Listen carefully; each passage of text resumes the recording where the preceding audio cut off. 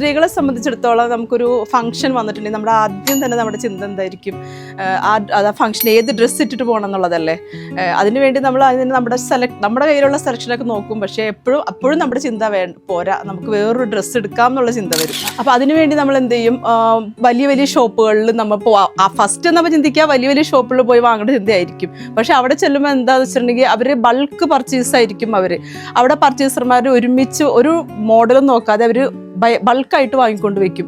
പക്ഷെ ഞാൻ എൻ്റെ ഷോപ്പിൽ എപ്പോഴും ഒരുപാട് ടൈം എടുത്താണ് ഞാൻ പർച്ചേസ് ചെയ്യുന്നത്. ഓരോ പീസും ഞാൻ വെച്ച് നോക്കി അങ്ങനെയൊക്കെ ഞാനിവിടെ എൻ്റെ ഷോപ്പിലേക്ക് പർച്ചേസ് ചെയ്ത് വരാറ്.